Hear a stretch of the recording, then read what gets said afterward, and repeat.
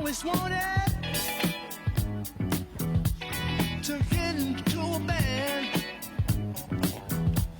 to sing my songs and then become a bad piano playing man. So here I am in this Hollywood city, the city of the stars, movies, women, and cars. Well, I guess I'll stop. Say, hey, hey, hey, hey, hey, what you got to say? Say, hey, hey, hey, what you got to say?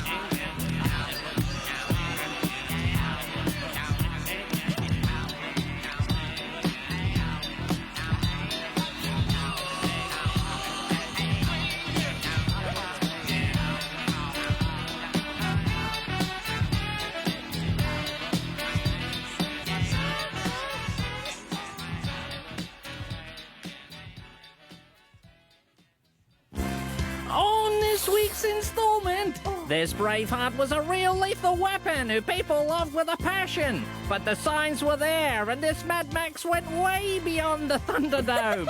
His career's now teetering like a bird on a wire, because it's Mel Gibson on tonight's Hollywood Swingers. That loud introduction. Loud and proud, baby. Baby. Means it's time for your and our favourite segment of the show, Hollywood Swingers, where we celebrate those Hollywood movie stars who have made a swing into music. This week it is actor and man. Mel Gibson. Mel Column Seal Gerard Gibson. Back a step. Gerard. Column Seal? I don't know if that's how you pronounce it.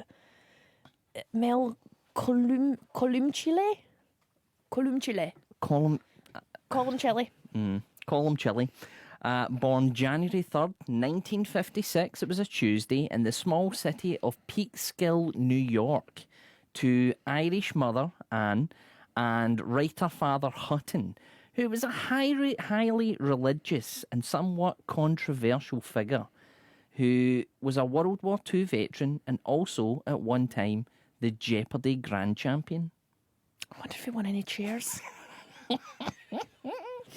Now, as much as Mel's personal viewpoint would be influenced by his dad in the later years, we'll get to that, his name came from his mother's side, having been named after St Mel's Cathedral in Longford, Ireland.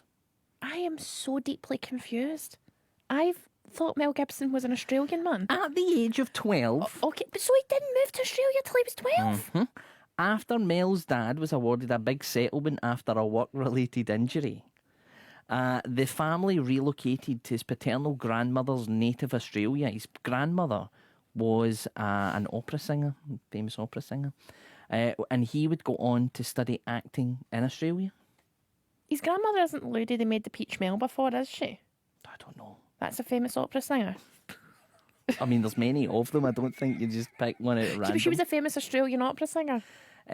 So he made a start while studying in the acting world, initially on the stage, but he soon made his big screener debut in the 1977 Australian thriller Summer City, as well as he made appearances on TV shows like Cop Shop. What a great name for it, isn't it? Cop Shop. Cop Shop. And Not my the favourite. Sullivans. Not my favourite Australian crime drama. No, what's that? You Blue like Blue Heelers. Healers, that's right. His next feature film role was the lead in a small budget, ultra violent, independent Australian film that you might know as Mad Max. Oh. That was only his second film, initially snubbed by the critics for being too violent Yeah. and grim. It didn't deter audiences, and the film made over $100 million worldwide, meaning that the film held the Guinness World Record for the highest box office to budget ratio of any film until the release of the Blair Witch Project. Holy schmeichel, that's pretty impressive. Now, despite its international success, it didn't instantly catapult him.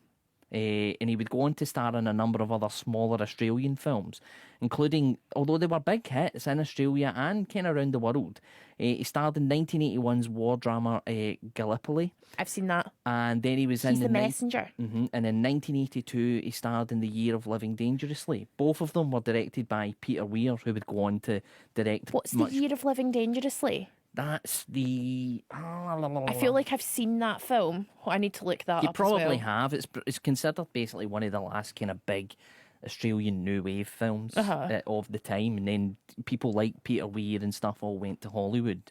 Now, during the filming of the latter, Gibson says he was offered the role of James Bond, but he turned it down as he didn't want to get typecast.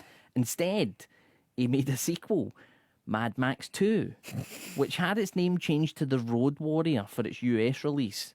No mention made of it being a sequel because nobody had ever, the Americans didn't know what Mad Max was. So they just released Mad Max 2. The Year of Living Dangerously is the film where he's a war correspondent, and it features the woman playing a male character, and she won an Oscar for it, Best Supporting Actress. There you go. But she was a female playing a male part, and now she's an NCIS.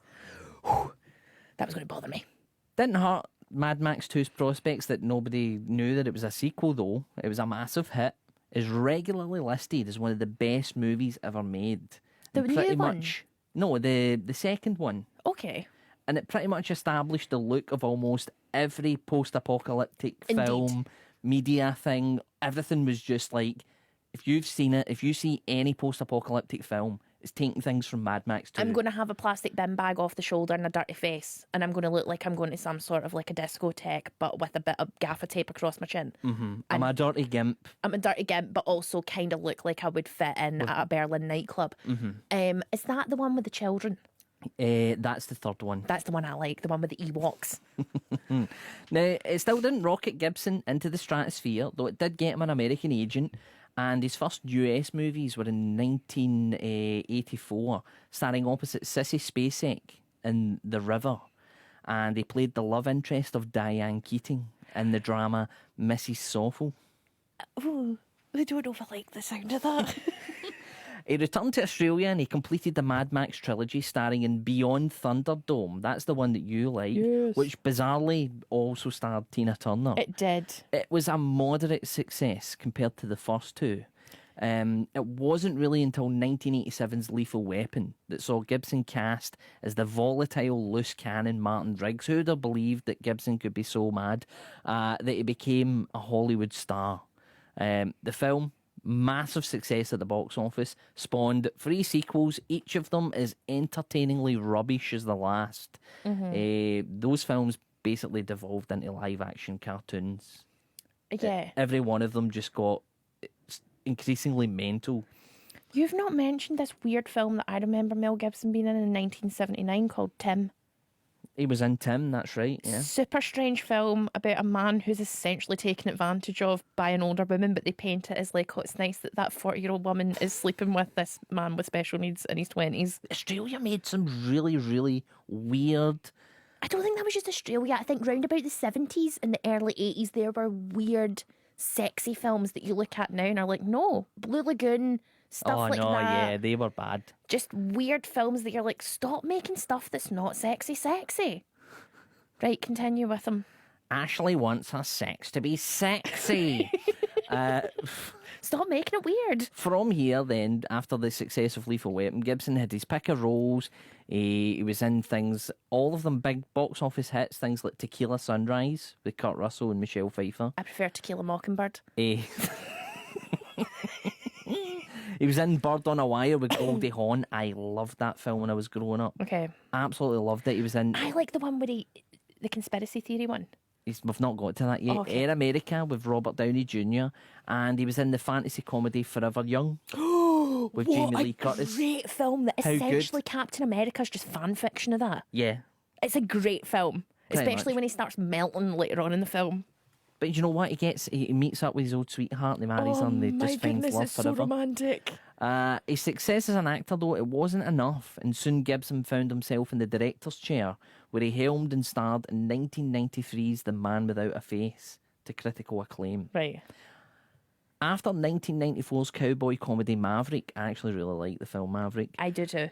Gibson made the film that, for us Scots at least, would be the film that defined his career. Never seen it. Directing and starring as William Wallace in the 1995's Braveheart. Yeah. The film, mega hit at the box office.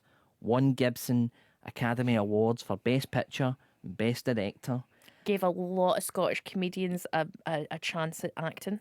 100%. The film is said to have been one of the most contributing factors to Scottish tourism in decades, even to this day. And I don't know how they measure it, but allegedly it accounts for tens of millions of foreign revenue into the country. Ugh, It didn't even film here. Filmed in Ireland. great. To those not around at the time, it's hard to quantify how big a deal this film was here, though.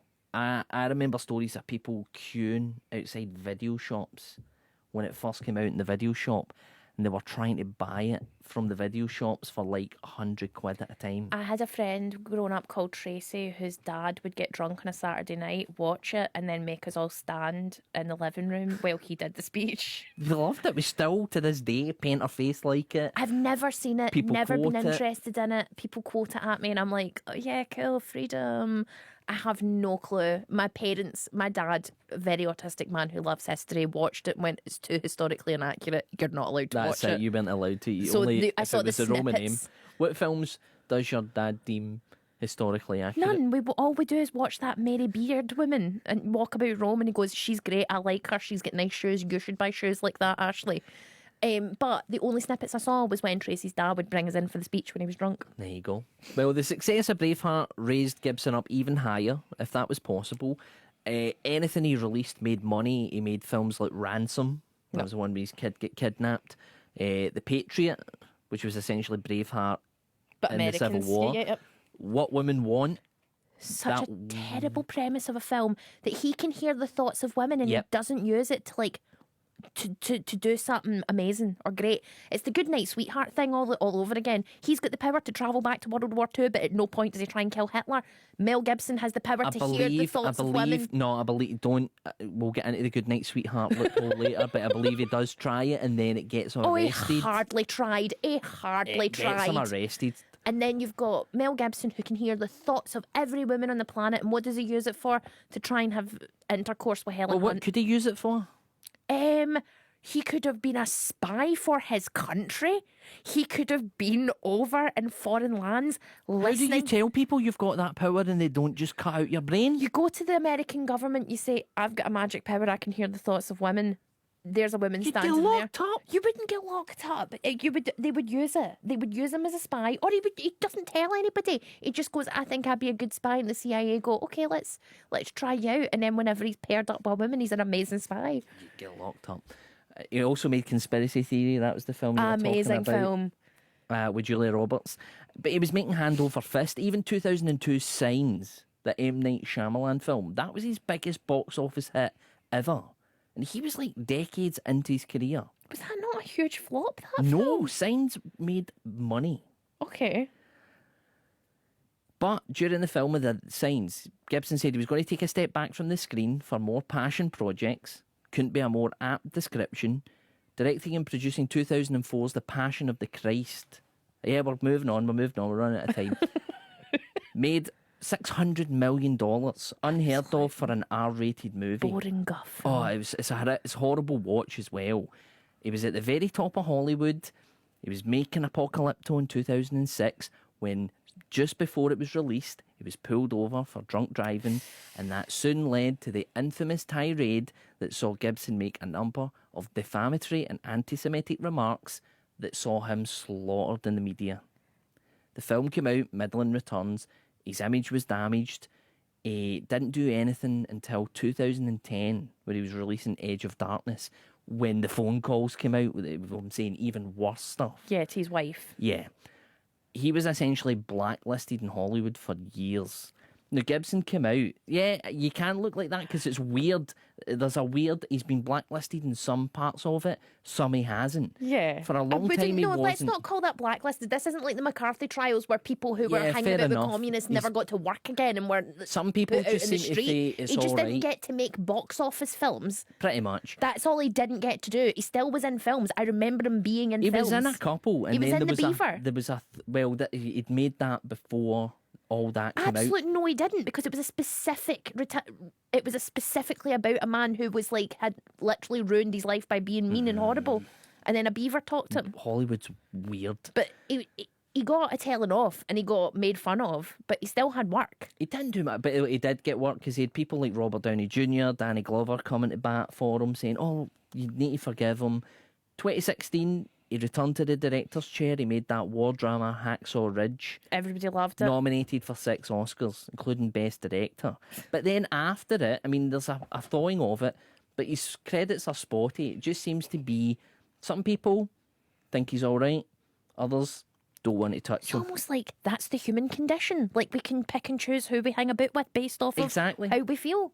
But he's currently starring in the new streaming service, The Continental, the spin-off of the John Wick films. And there's rumours flying about, they've been flying about for years, of another possible Lethal Weapon or a sequel to The Passion of the Christ. If there's going to be another Lethal Weapon, first of all, what's the sequel to The Passion of the Christ be? The Secret Tale of Poncho Pilate. But also, what's he going to do in the Lethal Weapon sequel? It's just going to be him saying, "I'm too old for this," while Danny Glover sleeps.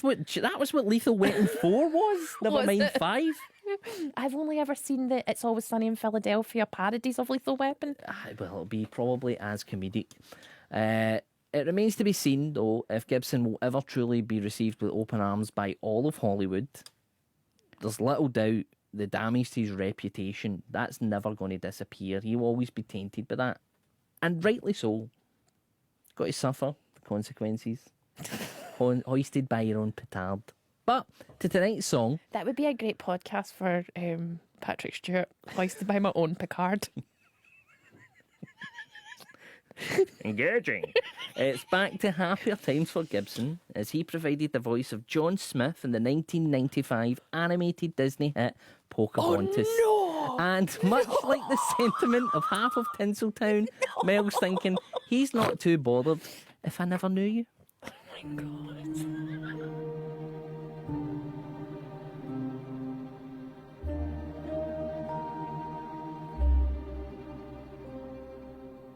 If I never knew you, if I never felt this love, I would have no inkling of how precious life can be. If I never held you, I would never have a clue how at last I'd find in you the missing part of me. In this world so full of fear, full of rage and lies, I can see the truth so clear in your eyes. So dry your eyes, and I'm so grateful to you. I'd have lived my whole life through, lost forever, if I never knew. I thought our love would be so beautiful. Somehow we'd make the whole world bright. I never knew that fear and hate could be so strong. All they'd leave us were these whispers in the night. But still my heart is saying we were right. For if I never knew There's no you, moment if I regret never knew since this the love, moment I that would we have met. no If our inkling time of has how gone precious too love fast, can I've lived at be. last.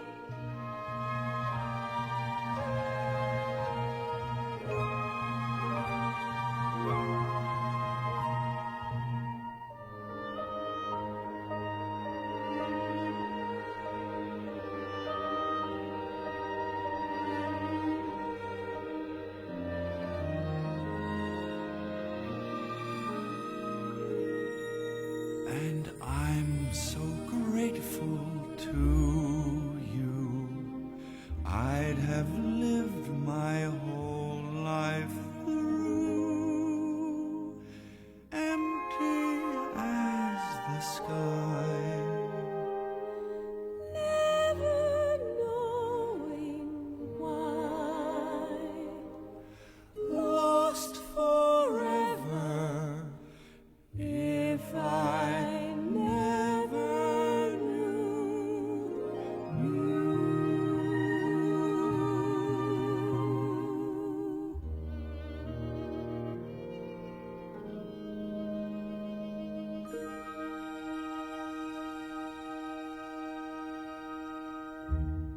That was Gail Mibson and Judy Kuhn with If I Never Knew You from Pocahontas, another film that was very historically inaccurate, and my parents made sure I knew about Mel it. Gibson just tore through history and didn't care.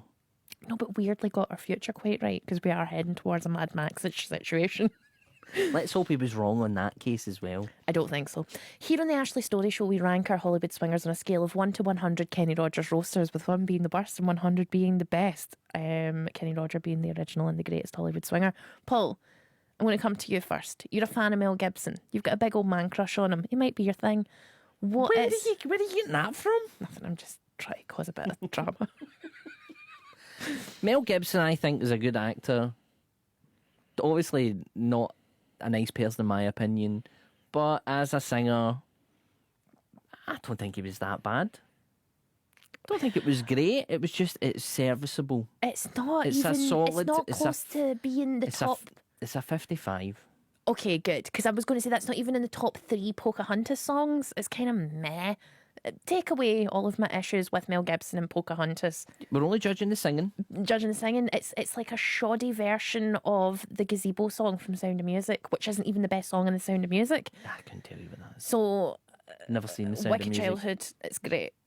Also, the Sound of Music's great. But I think, for me, it's like a 50. It's fine. It's just very it's serviceable. You're judging the song now, but I want you to judge No, I'm the judging him singing. singing it, and it's fine. But it's not. When you think of Disney stars and Disney singing, it should be excellent. It shouldn't be subpar. It shouldn't be meh. But this is because they were going for the names now. He's maybe one of the first. Yes, but when they had the names, they would get somebody else to do the singing. Jonathan Taylor Thomas didn't sing I'm Going to Be a Mighty King in The Lion King. They got a kid who could sing in to do that for him. And I think they should always do that in Disney. Get in touch via text 80295. What's your score for Mel Gibson? Did you love it? Did you hate it? Can you look past the man's flaws and just see the Hollywood swinger inside? Get in touch with us 80295. You can also email us. What's the email, Paul? AshleyStorieShow@bbc.co.uk. Or you can WhatsApp us. What's the WhatsApp, Paul? 08085 92 95 00. You ready for me to start the next song? Absolutely. It's coming up for 12 o'clock and there will be the 12 o'clock news. But before then, here's Tina Turner with We Don't Need Another Hero. I think we do.